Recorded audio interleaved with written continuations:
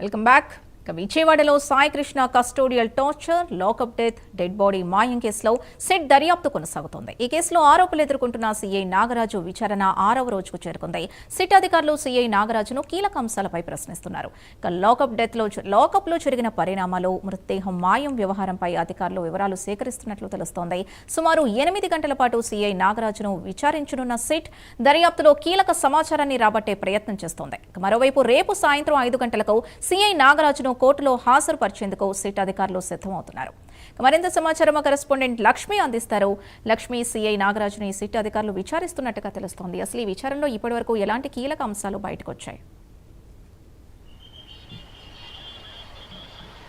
Sindhu, CI Nagaraju SIT విచారణ చూస్తున్నట్లయితే ఈ రోజుతో 6వ రోజుకు చేరుకుంది.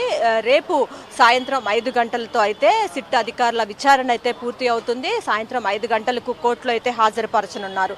అయితే దీనికి సంబంధించి ఇప్పటి వరకు కూడా ప్రతిరోజు 10 గంటల నుంచి సాయంత్రం 8 గంటల వరకు కూడా సిఐ నాగరాజును సిట్ అధికారులు అయితే విచారిస్తూ వస్తూ ఉన్నారు. ప్రధానంగా కస్టోడియల్ టార్చర్, సాయి కృష్ణని కస్టోడియల్ టార్చర్ పైన, లాకప్ డెత్కు సంబంధించి, దీంతో పాటు డెడ్ బాడీ మాయం, ఈ కీలకంగా ఈ 3 విషయాల చుట్టూనే సిట్ అధికారులు అయితే ప్రశ్నల వర్షం కురిపిస్తూ ఉన్నారు.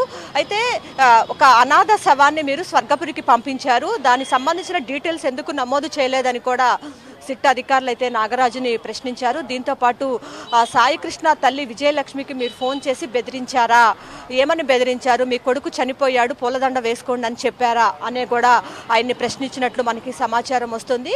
దీంతో పాటు ఒక డెలివరీ బాయ్, అందులోనే కృష్ణలంకలో ఉన్న పోలీస్ స్టేషన్లో పనిచేసినటువంటి ఒక మహిళా కానిస్టేబుల్ ఎస్ఐ ఇచ్చినటువంటి ఏదైతే కంప్లైంట్ ఉందో ఆ స్టేట్మెంట్ ఆధారంగా కూడా ఆయనైతే ప్రశ్నల వర్షం కురిపిస్తూ ఉన్నారు. ప్రధానంగా సిట్ అధికారులు ఎన్ని ప్రశ్నలు అడిగినప్పటికీ కూడా నాగరాజు అయితే కొన్ని ప్రశ్నలకు అసలు ఆ సమాధానమే చెప్పకుండా మౌనంగా ఉంటున్నారని అయితే వార్తలు అయితే బయటికి వస్తున్నాయి. ప్రధానంగా చూసుకున్నట్లయితే 7 రోజుల పాటు జరిగేటటువంటి ప్రక్రియ మొత్తాన్ని కూడా సీసీ కెమెరాలో రికార్డ్ చేసి సుప్రీంకోర్టుకు ఇవ్వాలని చెప్పి ఆదేశాలు అయితే జారీ చేసింది సుప్రీంకోర్టు. అయితే దూరం నుంచి ఈ ప్రక్రియ మొత్తాన్ని కూడా సిఐ నాగరాజు లాయర్ కూడా పర్యవేక్షించేటటువంటి వెసులుబాటును కూడా కల్పించింది.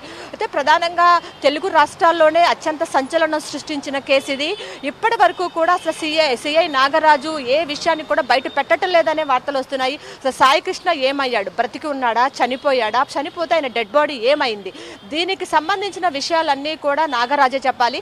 కానీ సిఐ నాగరాజు మాత్రం నేను దర్యాప్తు చేసి ఆ రోజే పంపించేశామనే మాటలే వస్తున్నాయి. దీంతో పాటు ప్రధానంగా ఒక ప్రైవేటు వ్యక్తి పాత్ర గురించి కూడా సిట్ అధికారులు ప్రశ్నల వర్షం కురిపిస్తున్నారు. సురేష్ అనే వ్యక్తి ఎవరు, అతనికి మీకు ఎప్పటి నుంచి స్నేహం ఉంది, అతని డెడ్ బాడీ మాయం చేయటంలో మీ పాత్ర ఉందా, లేకపోతే ఎవరైనా సలహా ఇచ్చారా మీకు, ఈ ప్రైవేటు వ్యక్తుల పాత్రల గురించి కూడా సిట్ అధికారులు అయితే ప్రశ్నల వర్షం అయితే కురిపిస్తున్నారు. అయితే సిఐ నాగరాజు మాత్రం సిట్ అధికారుల దర్యాప్తుకి ఏమాత్రం కూడా సహకరించడం లేదనే సమాచారమే బయటికి వస్తూ ఉంది. ఈ రేపు సాయంత్రం 5 గంటలకైతే అతన్ని కోర్టులో అయితే హాజరుపరచనున్నారు. సింధు. లక్ష్మి, అంటే ఈ ఘటన జరిగినప్పుడు లేదు ఆ సంఘటన జరుగుతున్నప్పుడు పోలీస్ స్టేషన్లో సీఐ నాగరాజు కాకుండా ఇంకా ఎవరెవరు ఉన్నారు, ఇలాంటి డీటెయిల్స్ ఏమైనా తెలుస్తున్నాయి? అంటే ప్రత్యక్ష సాక్షులు లాంటి వాళ్ళు ఎవరు ఉన్నారా? రేపు కోర్టులో హాజరుపరిచాక అసలు సిట్ ఎలాంటి రిపోర్ట్స్ అందించే అవకాశం ఉంది, అలాగే ఎలాంటి తీర్పు వెలువడుతుంది అనే ఊహాగానాలు ఏమైనా తెలుస్తున్నాయా? అంటే ప్రస్తుతానికి ఈ కేసులో చూసుకున్నట్లయితే 4 కానిస్టేబుల్తో పాటు సిఐ నాగరాజుని అయితే అరెస్ట్ చేశారు. అయితే అతన్ని కస్టోడియల్ టార్చర్ చేసేటప్పుడు ఒక డెలివరీ బాయ్ కూడా చూసినట్లయితే ఒక స్టేట్మెంట్ ఉంది. సో దానిపైన కూడా సిట్ అధికారులు అయితే ప్రశ్నల వర్షం కురిపిస్తున్నారు. దీంతో పాటు అదే పోలీస్ స్టేషన్లో పనిచేసేటటువంటి ఒక ఎస్ఐ స్టేట్మెంట్ని కూడా వాళ్ళు రికార్డ్ చేయడం జరిగింది. దానికి సంబంధించి కూడా ప్రశ్నల వర్షం కురిపిస్తున్నారు.